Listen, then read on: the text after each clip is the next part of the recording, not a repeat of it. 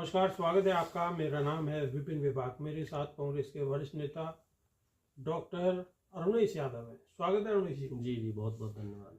अरुणेश यादव जी, जिस तरीके से राहुल गांधी मजबूती के साथ SIR के खिलाफ और वोट चोरी के खिलाफ मजबूती के साथ खड़े हैं, उस हिसाब से आपके इंडिया गठबंधन के और जितने भी घटक दल हैं उनमें कहीं ना कहीं इतनी मजबूती दिखाई नहीं देती।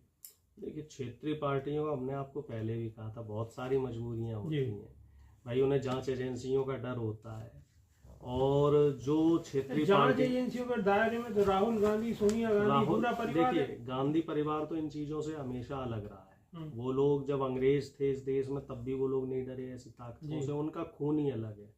वो इस वतन की मिट्टी को सबसे ऊपर मानते हैं, इस बात को चाहे कोई माने या ना माने।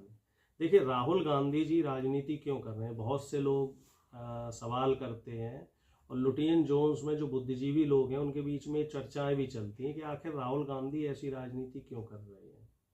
अगर वो चाहते तो बीजेपी से कॉम्प्रोमाइज करके उनको आप फायदा ले सकते थे, लेकिन असली वजह ये है कि वो एक ऐसी विरासत को संभाल रहे हैं कि उस परिवार में 2 शहादतें हुई हैं, और वो शहादतें देश के लिए हुई। राजीव जी को भी क्या पड़ी थी, पायलट थे, बिल्कुल बाहर रहते मजे करते, लेकिन वो देश सेवा में रहे और उनकी शहादत हुई।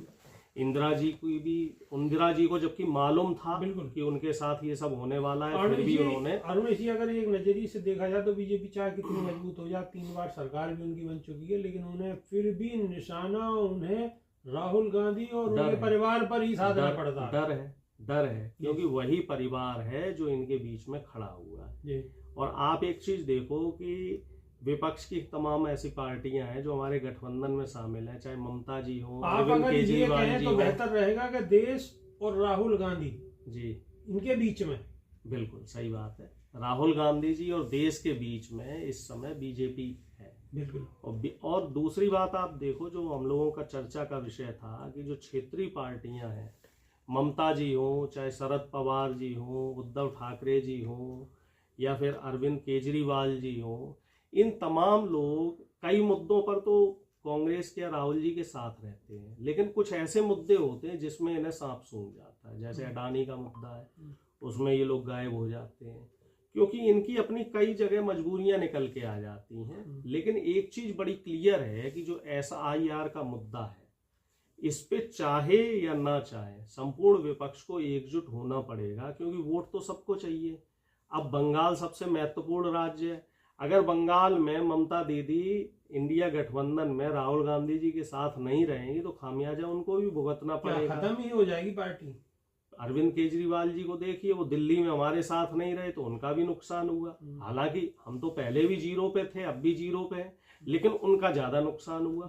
तो इस समय क्षेत्रीय पार्टियों को ये तय करना है। अरविंद केजरीवाल के पास तो पंजाब भी था, तो कहीं ना कहीं वहां से सर्वाइव कर पा रहे हैं। ममता जी क्या, लेकिन ममता जी क्या करेंगी, और DMK क्या करेगा, शरद पवार जी क्या करेंगे, उद्धव ठाकरे जी क्या करेंगे, हमारे जो यूपी बिहार वाले जो बड़े बड़े दल हैं ये लोग क्या करेंगे। अगर ये यादव का नाम नहीं ले रहे, नहीं बताया मैंने, यूपी बिहार के जो बड़े बड़े दल हैं, समाजवादी पार्टी और RJD, अगर ये लोग साथ नहीं रहेंगे तो इनको भी नुकसान होगा, और नुकसान हुआ है। अगर हम सपा की बात करें तो आप देखिए 2019 में बसपा के साथ रहे, लेकिन वो फायदा नहीं मिला, 5 सीटों पे सिमट गए। 2022 में भी देखिए विपक्ष में रहे, 125 सीटों पर रहे, कई दलों से गठबंधन किया, लेकिन फायदा नहीं मिला। जबकि 2024 में लोकसभा चुनाव की अगर हम बात करें तो समाजवादी पार्टी ने रिकॉर्ड सीटें जीती। क्यों? क्योंकि वो कांग्रेस पार्टी के साथ थे। तो कहीं ना कहीं राहुल गांधी जी के साथ होने का फायदा अखिलेश जी को मिला। उसी तरीके से तेजस्वी जी को भी राहुल जी के साथ होने का फायदा मिला। तो अगर आप साथ रहेंगे तो निश्चित तौर पे फायदा मिलेगा, क्योंकि एकता में शक्ति होती है। अरुण जी, जब दिल्ली में चुनाव थे तो अखिलेश यादव अरविंद केजरीवाल का प्रचार करने गए थे और वहां कांग्रेस भी लड़ रही थी। बिल्कुल। वो देखिए ऐसा था कि जो स्टेट का इलेक्शन था, अगर हम दिल्ली के बात करें तो कांग्रेस ने अकेले चुनाव लड़ने का फैसला किया था, और इंडिया गठबंधन के बाकी घटक दलों में कुछ घटक दल आम आदमी पार्टी के प्रचार में रहे, जिसमें ममता बनर्जी जी, अखिलेश जी, तेजस्वी जी ने भी समर्थन दिया था। हालांकि तेजस्वी जी प्रचार करने नहीं आए थे, लेकिन उनकी पार्टी का समर्थन शायद आम आदमी पार्टी को था। हमारे साथ कुछ पार्टियों का समर्थन हमारे साथ था, जैसे लेफ्ट के कुछ दल थे, शरद पवार जी की पार्टी थी, उद्धव ठाकरे जी की पार्टी थी, तो कुछ पार्टियों ने हमें समर्थन दिया था। लेकिन वो चीजें म्यूचुअली हुई थी और उसका खामियाजा भी भुगतना पड़ा। ताकत दो जगह बट गई। राहुल गांधी और पश्चिम बंगाल में उस चीज को भूल थोड़ी गए होंगे। देखिए, राहुल गांधी जी ने एक बात स्पष्ट की है कि अगर ममता जी खुद बढ़कर गठबंधन नहीं करती हैं तो पूरी ताकत और मजबूती के साथ बंगाल में चुनाव लड़ा जाएगा। पिछली बार की तरह ममता दीदी को वॉकओवर नहीं दिया जाएगा। नहीं तो इससे क्या होता है, बड़े दल होने के नाते हमारी इसमें कमजोरी ढूंढ ली जाती है। केजरीवाल जी लगातार 10 साल से दिल्ली में कमजोरी ढूंढ रहे थे। उनको ये लग रहा था कि कांग्रेस के होने ना होने से कोई फर्क नहीं पड़ता। हम लोगों ने वॉकओवर देते रहे कि चलो ये बीजेपी को हरा रहे हैं, इनको वॉकओवर दे दो। अब इस बार देख लीजिए, केजरीवाल जी साफ हो गए। अब इसी तरीके से अगर बंगाल में ममता जी अपना जो अड़ियल रवैया है इसको अब इख्तियार करे रही तो इनको भी सत्ता से बेदखल होना पड़ेगा।